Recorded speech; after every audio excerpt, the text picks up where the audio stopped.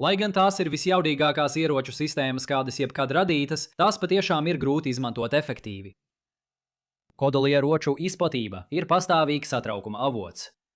Rakstot šo, pašreizējā situācija ir politisks stāstījums, kas patiesībā turpinās jau gadu desmitiem. Irāna strādā pie kodolieročiem, un notiks sliktas lietas, ja šī valsts kādreiz būs veiksmīga. Un, protams, turpmāka neizplatīšanas režīma erozija kopumā tiks uzskatīta par sliktu lietu. Ir sliktas lietas, un tad ir vēl sliktākas lietas. Personīgi es negribētu, lai mani izmet pa otrā stāva logu. Tomēr es esmu gatavs darīt daudz vairāk, lai nodrošinātu, ka mani neizmet pa 10. stāva logu. Līdz ar to nepietiek tikai pateikt, ka Irānas kodolieroči ir slikta lieta. Praktiskā līmenī pasaulē patiešām nāksies risināt sekas, ja mēs kādreiz nonāksim līdz šādam punktam. Un stratēģiskā līmenī šis jautājums jau ir svarīgs notiekošajās sarunās ar Irānu. Ja Irānas kodolieroču iegūšanā ir pilnīga katastrofa, tad Amerikas Savienotajām valstīm būtu jāpieprasa stingrāki izpildes pasākumi attiecībā uz Irānas kodolprogrammu. No otras puses, ja Irānas kodolieroču iegūšana nav īpaši nozīmīga, tad Hormuza šauruma slēgšanas pagarināšana ir muļķīga ideja. Izrādās, ka atbildēt, kura ir īstā situācija, nemaz nav tik vienkārši. Jā, kodolieroči ir ārkārtīgi spēcīgi, taču to izmantošana un ticama draudu izteikšana par to izmantošanu ir daudz grūtāka nekā sākotnēji šķiet. Un mēģinot apkopot to ietekmi, rodas problēma, ka kļūst grūti saskatīt mežu aiz kokiem. Tātad, šodienas darba kārtībā mēs apspriedīsim 3 kodolstratēģijas aspektus. Pirmais ir piespiešana. Ideja, ka jūs varat draudēt ar kodolieroču izmantošanu, lai piespiestu pretinieks rīkoties tā, kā viņi citādi nerīkotos. To ir vieglāk pateikt, nekā izdarīt.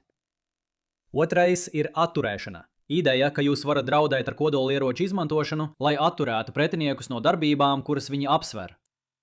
To ir daudz vieglāk panākt, kas pastiprina priekšstatu, ka kodolieroči nostiprina esošo situāciju. Bet tad mēs beigsim ar lielo pavērsienu. Netiešā veidā tas, ka kodola atturēšanu ir viegli panākt, ļauj valstīm veiksmīgi izteikt piespiešanas draudus. Dīvainā kārtā tieši tiešie draudi izmantot kodolieročus nav tas, kas padara šo stratēģiju efektīvu. Drīzāk tas ir tas, kā kodolieroči valstīm dod lielāku pārliecību izmantot parastos ieročus, un tieši tas veicina stratēģiskos ieguvumus. Un tieši tur arī rodas lielākās problēmas ar Irānu. Bet sāksim ar kodola piespiešanas pamatideju. No šī skatpunkta kodolieroči ir tādi paši kā citi ieroči, tikai lielāki. Ja jūs uztrauc, ka kāds varētu mest jums granātu, ja jūs nepakļausieties viņa prasībām, tad jums vajadzētu būt daudz vairāk noraizējušamies, ka viņi varētu mest jūsu virzienā kodolieročus. Un ir vērts atzīmēt, ka kodolieroči nav tikai tās lielās bumbas, ko redzat filmās, kas iznīcina veselas pilsētas.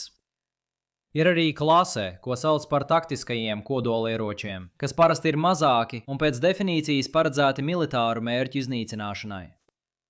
Šie mērķi var būt diezgan lieli, piemēram, militārā bāze, vai arī ļoti precīzi, piemēram, ienaidnieka karavīru kolonna.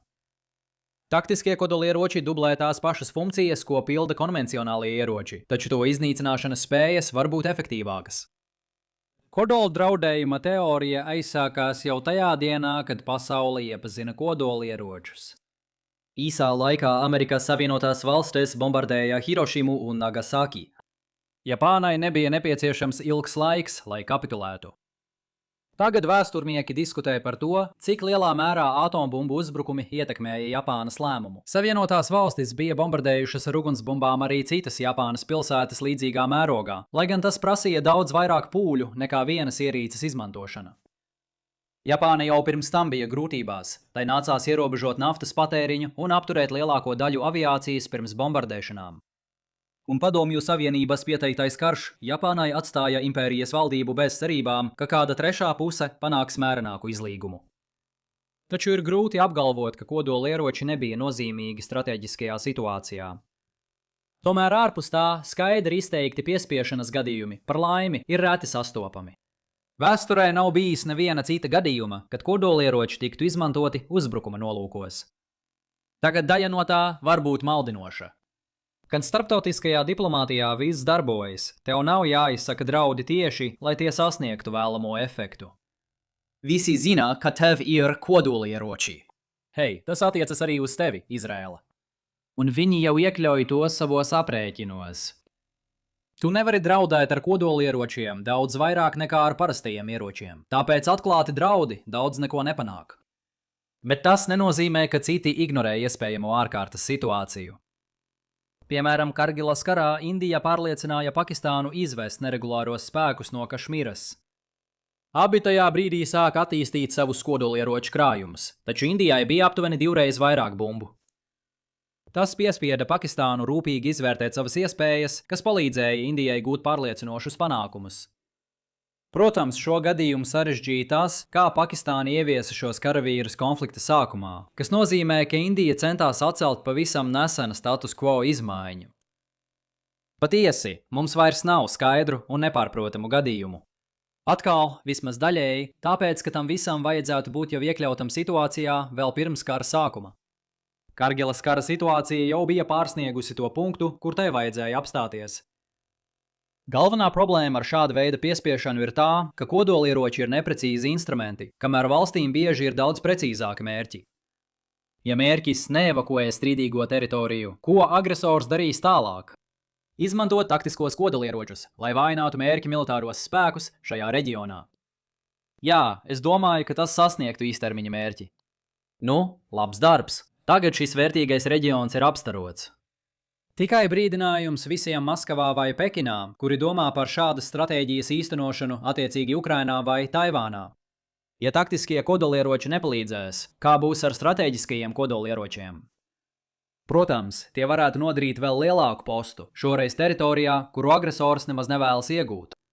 Bet ko agresors grasās darīt? Nomest kodolbumbu uz mērķa galvaspilsētu? Pat parastās strateģiskās bombardēšanas kampaņas šeit nav bijušas īpaši sekmīgas. Ja mērķis patiešām vēlas saglabāt kontroli pār strīdīgo teritoriju, galvaspilsētas īpašuma zaudēšana tieši nenovērš to, ka mērķis joprojām varētu okupēt strīdīgo teritoriju. Un tam ir būtiski trūkumi.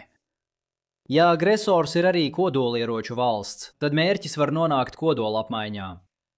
Ņemiet vērā, ka tas patiesībā ir arguments par labu kodolieročiem, jo pretinieka piespiedu kodolspēju neutralizēšana ir ļoti noderīga. Taču valstis bez kodolieročiem joprojām var pretoties agresoru kodoldraudiem. Padomājiet par Krievijas dažādajiem kodoldraudiem, kas vērsti pret Ukrainu.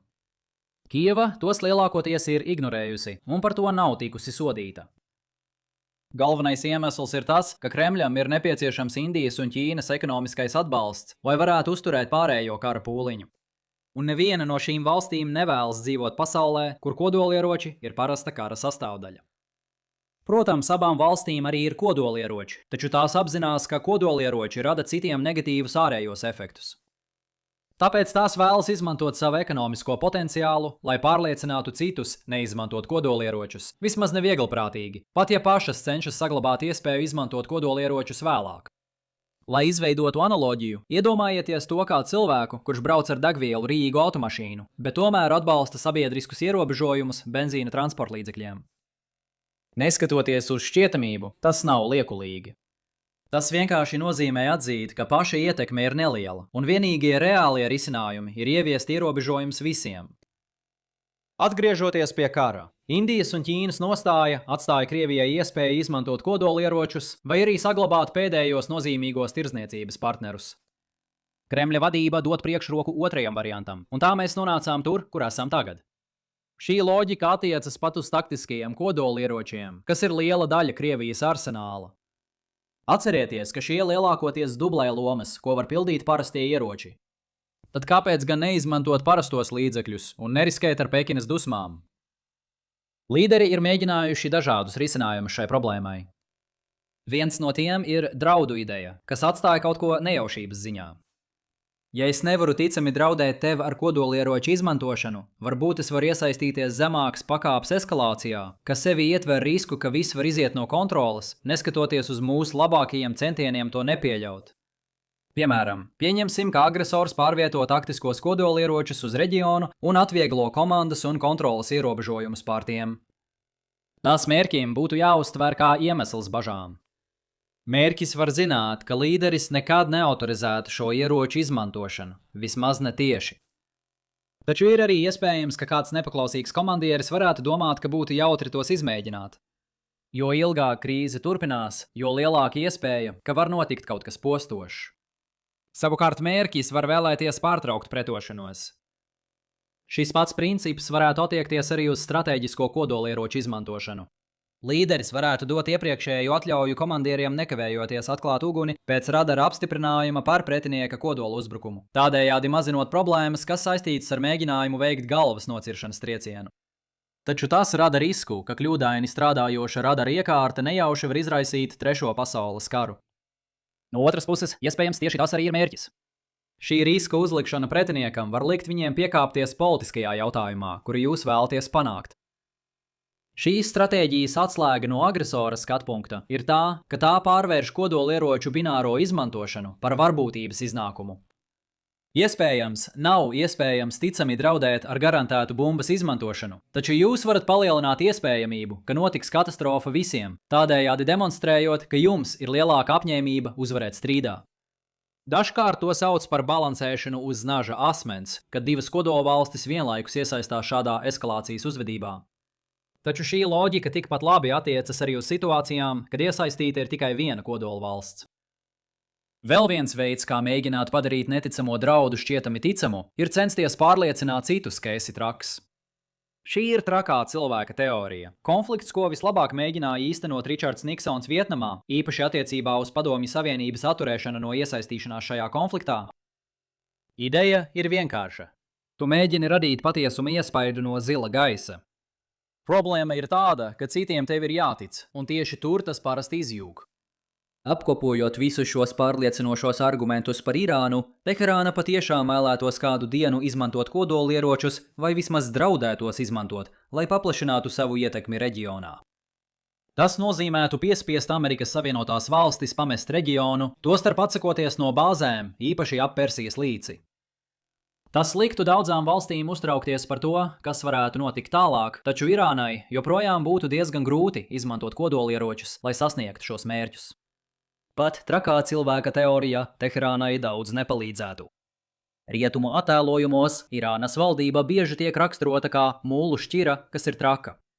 Un jā, pastāv būtiska atšķirība tajā, kā Irāna skatās uz pasauli, ne tikai salīdzinājumā ar rietumu valstīm, bet arī ar citām reģiona valstīm. Tomēr Irānas valdība augstu vērtē savu izdzīvošanu, un tā ir atkarīga no Ķīnas, kas pērk tās produktus, un nauda no šiem pārdošanas darījumiem ir nepieciešama, lai Irānā saglabātu darbību. Kodolsantāžas otrā puse ir atturēšana. Tā vietā, lai piespiestu pretinieku mainīt savu uzvedību, atturēšana cenšas piespiest pretiniekus saglabāt esošo situāciju. Un šī ir daudz vieglāka salīdzinājumā, līdz tādai pakāpei, ka to bieži vien vienkārši uzskata par pašsaprotamu. Tagad tā varētu būt vispār pareizā attieksme, bet šeit joprojām ir dažas nianses. Ņemsim Ziemeļkoreju kā izteiktu pašreizēju piemēru. Kimu ģimene gadu desmitiem ir kaitinājusi daudzu valstu galvaspilsētas, dažkārt pat sarūktinot savus tuvākos sabiedrotos. Taču jau apmēram 2 desmitgades neviens nopietni nav apsvēris iespēju mēģināt panākt režīma maiņu šajā valstī. Un viens no galvenajiem iemesliem ir tas, ka Ziemeļkorejai ir pietiekami daudz kodolieroču, lai pilnībā sagrautu pasaules ekonomiku. Pat ja brukumu veids Amerikas Savienotās valstis, neviens nevar būt pārliecināts, ka Ziemeļkoreja izvēlēsies savus kodolmērķus diskriminējoši. Pāris bumbu uz Seulu vai Tokiju izraisītu tik lielus traucējumus globālajās piegādes ķēdēs, ka katrs patērētājs Amerikā izjustu sekas. Ja Ziemeļkorejas valdības paliekas vēlētos rīkoties īpaši agresīvi, tās pat varētu uzbrukt Taibei, lai iegrūstu pasauli depresijā. Nerunājot nemaz par to, ka reģionā ir daudz ASV militāro bāzu, kuras Phenjana arī varētu iznīcināt. Šī ir galvenā atšķirība starp kodola šantāžu un kodola atbaidi. Kad jūs vieglprātīgi mēģināt piespiest citu valsti atteikties no kāda politikas jautājuma, jums ir daudz ko zaudēt. Kad jūsu galvaspilsēta ir uz kritiena robežas, jums vairs nerūp, ko trešās puses varētu darīt, lai sodītu jūs par kodolieroču izmantošanu. Attiecīgi neviens nedomā, ka iebrucēju armija tuvākajā laikā maršēs uz Maskavu. Tas pats attiecas uz Vašingtonu, Londonu, Parīzi, Pekinu, Ņūdeli vai Islamabadu. Patiesībā šī loģika mums palīdz labāk izprast pašreizējo kodolieroču izplatīšanās laikmetu. Sākotnēji valstis, kas izstrādāja kodolieročus, bija koncentrētas starp rūpnieciskajām lielvalstīm. Tā kā kodolieroču tehnoloģija ir kļuvusi labāk saprotama fizikiem visā pasaulē, kodola izpētes tendence ir pārgājusi uz autokrātiskām valdībām, kuras interesē režīma drošība. Valsts lielums un vispārējais attīstības līmenis ir kļuvuši par otršķirīgiem jautājumiem. Papildus Ziemeļkorejai padomājiet par tādām valstīm kā Irāka, Lībija, Sīrija un Irāna. Pie pēdējās mēs atgriezīsimies pēc brīža. Tagad ticamas atturēšanas draudu apmēram ir savas robežas. Piemēram, ņemsim Izraēlu. Savos pirmajos gados tā pastāvīgi saskārās ar kaimiņu valstu izaicinājumiem attiecībā uz visas valsts pastāvēšanu. Pēc kodolieroču iegūšanas draudi Izraēlai nemainījās. Taču problēmas mērogs noteikti mainījās. Patiesībā kodolieroči neatturēja šos pretiniekus no karu izraisīšanas pret Izraēlu, kas šķiet mazina kodolieroču atturēšanas vērtību. Tomēr kaujas vairs nebija par iebrukšanu Jeruzalemē un jauna karoga pacelšanu. Drīzāk tās pārvērtās par strīdiem par attālajiem reģioniem. Piemēram, Jomkipura kara laikā Sīrija koncentrējās uz Golānas augstieni, bet Ēģipte uz Sinaja pussalu. Kad Anvars Sadats 1977. gadā apmeklēja Izraēlu kā daļu no plašāka miera procesa, Izraēlas vicepremjers viņam jautāja, kāpēc Ēģipte nemēģināja iet tālāk. Sadats atbildēja, jums taču ir kodolieroči, vai tad neesat dzirdējuši? Un, ja jūs kādreiz esat domājuši, kāpēc Eiropa vai Amerikas Savienotās valstis, vismaz Baidena administrācijas laikā, nav tieši iejaukušās Ukrainas karā, iemeslu saraksts sākas, un varbūt pat beidzas, ar kodolieročiem. Ja Serbija, kā hipotētiska alternatīva, mēģinātu iebrukt Ukrainā šādā veidā, varētu iedomāties, ka tas ātri beigtos ar bumbu lietu pār valsts vadības ēku. Bet ja jūs mēģināt to pašu izdarīt ar Kremli, jūs sākat saskarties ar tādām problēmām kā kodoltrieciens Varšavai. Pie šīs domas vēl atgriezīsimies. Vai arī, lai padarītu šo pretfaktuālo piemēru mazāk abstraktu, kas notiktu, ja kodolieroču neapveltīta valsts, piemēram, Irāka, iebruktu Kuveitā? Elles dusmas nav salīdzināmas ar Džordža H.V. Buša niknumu, kad viņam liek teikt Sadams 20 reizes stundā. Tagad atturēšanas spēja nav bezgalīga. Parasti mēs domājam, ka uzticamība attiecas tikai uz galvenajiem reģioniem. Ņemsim par piemēru Kursku. Ukraina iebruka apgabalā 2024. gadā, un no Krievijas nebija nekādas reālas kodola atbildes, neskatoties uz daudzām runām, kas liecināja par pretējo. Pat ja tas būtu uzskatīts par atturēšanas līdzekļu izmantošanu, Kremlim tāpat būtu nācies saskarties ar politiskajām sekām, izmantojot kodolieročus. Tāpēc valstis cenšas būt radošas savās kodola stratēģijās.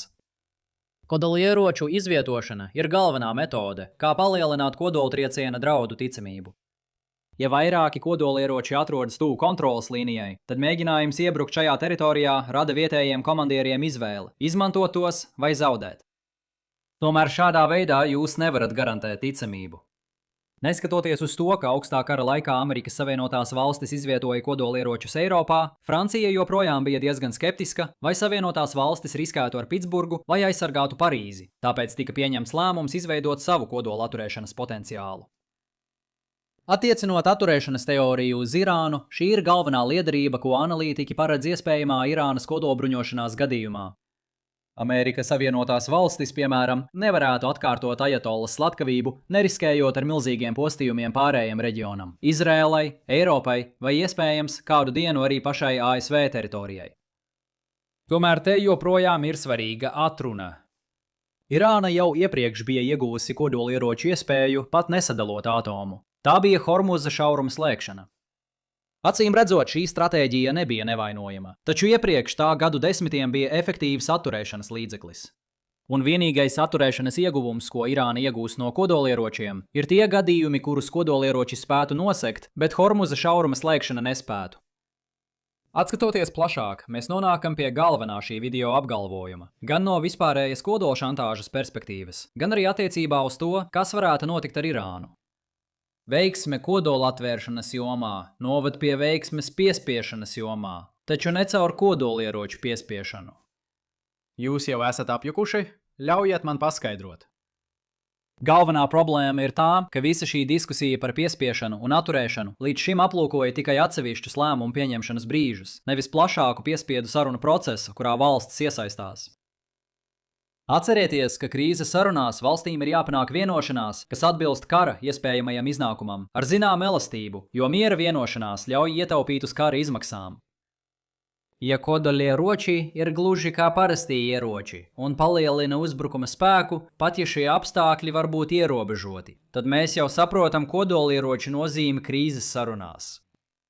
Tomēr ir cilvēki, kas uzskata, ka kodolieročiem nav piespiešanas vērtības vai pat nekādas parastas militāras vērtības. Pieņemsim, ka viņu apgalvojums ir patiess. Tad jūs varētu domāt, ka sagaidāmo iznākumu līnija nemainās kodolieroču izplatīšanās rezultātā. Bet tas nav taisnība. Atcerieties, tā ir sagaidāmā iznākuma līnija, kas atspoguļo visu, kas varētu notikt kara laikā. Un danurēšana maina gaidas. Lai saprastu, ko es domāju, pieņemsim, ka karš varētu beigties ar vienu no 3 ļoti vienkāršotiem iznākumiem. Vienas puses militāra sakāve, otras puses militāra sakāve un strupceļš, kas labumus sadalītu vienlīdzīgi starp abām pusēm. Un, lai vēl vairāk vienkāršotu lietas, iedomāsimies, ka katrs no šiem iznākumiem ir vienlīdz iespējams. Pasaulē, kurā nevienam nav kodolieroču, kara sagaidāmais iznākums patiešām ir 50/50 sadalījums. Pilnīga vienas puses uzvara vidēji kompensē otras puses zaudējumu, un arī strupceļš nozīmē vienlīdzīgu sadalījumu. Bet tagad iedomājieties, ka misters labā puse ir īsts slepkava un ir izveidojis kodolarsenālu. Kas notiek, ja viņa parastie militārie spēki tagad sabrūk? Es neieteiktu viņa pretiniekam mēģināt iebrukt Raidsaida galvaspilsētā. Tas būtu lielisks veids, kā redzēt, kā pretinieka galvaspilsēta tiek pakļauta kodoltriecienam. Tādējādi, pēc militāras uzvaras, jūs varētu iegūt robežu, kas izskatās šādi, punktā, kur kodolspēks kļūs neticams. Es ilustrācijas nolūkos izmantosīju optimālo iekarošanas punktu kā līdzvērtīgu strupceļa situācijai. Bet loģika joprojām darbojas, ja robeža tiktu novilkta tālāk uz austrumiem. Labi, bet padomā, kāds tagad ir vidējais kara iznākums. Tas vairs nav līdzsvarā. Mēs dubultojam iespējamību, ka iznākums būs vidū un izdzēšam sliktāko scenāriju labajai pusē. Līdz ar to kodolieroči ir mainījuši spēku līdzsvaru. Tagad sagaidāmais kara iznākums ir šeit. Lai sniegtu vēl vienu šīs loģikas interpretāciju, kodolieroči ir kā apdrošināšanas polises pret vissliktāko iespējamo iznākumu. Tāpēc kodolieroču turēšana ļauj jums būt drosmīgākiem savās prasībās un justies drošāk izmantojot parastos militāros ieročus. Attiecīgi, statistiski runājot, krīzes visticamāk beidzas ar labvēlīgu iznākumu valstīm, kurām ir kodolieroči, un tās visticamāk beidzas ātrāk, pat ja mēs nekad neesam novērojuši kodolieroču izmantošanu ārpus Klusā okeāna kara. Tomēr kodolieroču izmantošanas ēna nosaka, ka pretinieki ir gatavi ierobežot savas ekspansīvās ambīcijas. Tas arī izskaidro, kāpēc krīzes beidzas ātrāk, jo pretinieka sākotnējie militārie panākumi nepāraug kaut ko būtiskāku. Atgriežoties pie Persijas līča, kodolieročus iegūsi Irāna nav tikai Irāna, kas var garantēt sava režīma izdzīvošanu.